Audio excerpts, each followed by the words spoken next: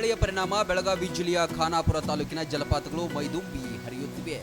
ಈ ನೈಸರ್ಗಿಕ ಸೌಂದರ್ಯವನ್ನ ಕಣ್ತುಂಬಿಕೊಳ್ಳಲು ಪ್ರವಾಸಿಗರು ದಂಡಾಗಿ ಆಗಮಿಸುತ್ತಿದ್ದಾರೆ. ಆದರೆ ಸುರಕ್ಷಿತ ಕಾರಣಗಳಿಂದ ಅರಣ್ಯ ಇಲಾಖೆ ಜಲಪಾತಗಳ ಪ್ರವೇಶಕ್ಕೆ ನಿರ್ಬಂಧ ವಿಧಿಸಿದೆ.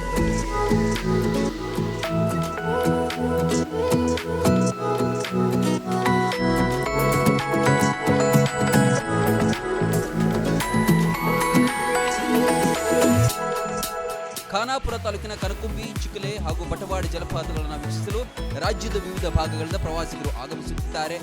ಭಾರೀ ಮಳೆಯ ಹಿನ್ನೆಲೆಯಲ್ಲಿ ಜಲಪಾತಗಳಲ್ಲಿ ನೀರಿನ ಹರಿವು ಅಪಾಯದ ಮಟ್ಟಕ್ಕೆ ಏರಿರುವುದರಿಂದ ಅರಣ್ಯ ಇಲಾಖೆ ಪ್ರವೇಶಕ್ಕೆ ನಿಷೇಧ ಹೇರಿದೆ.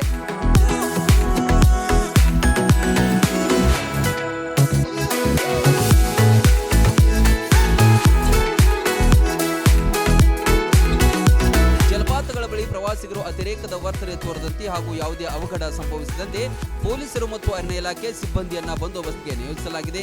ನಿಷೇಧಾಜ್ಞೆ ಹಿನ್ನೆಲೆಯಲ್ಲಿ ಅನೇಕ ಪ್ರವಾಸಿಗರು ಜಲಪಾತಗಳನ್ನು ವೀಕ್ಷಿಸದೆ ನಿರಾಸೆಯಿಂದ ಹಿಂದಿರುಗುತ್ತಿರುವ ದೃಶ್ಯಗಳು ಕಂಡುಬಂತು.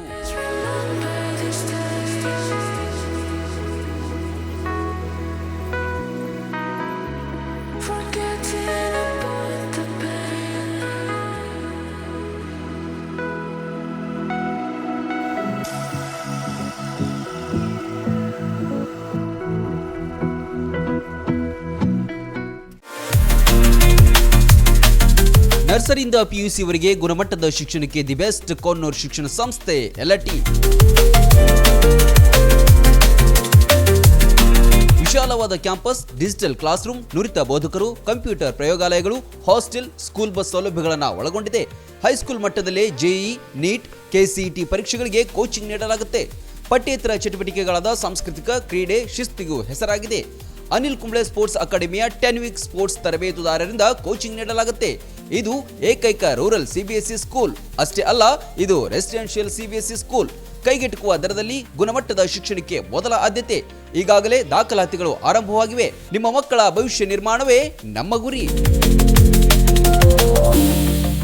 ರನ್ ಟಿವಿ ನ್ಯೂಸ್ ವಿಡಿಯೋಸ್ ನೋಡಲು ಸಬ್ಸ್ಕ್ರೈಬ್ ಮಾಡಿ, ಬೆಲ್ ಐಕಾನ್ ಪ್ರೆಸ್ ಮಾಡಿ.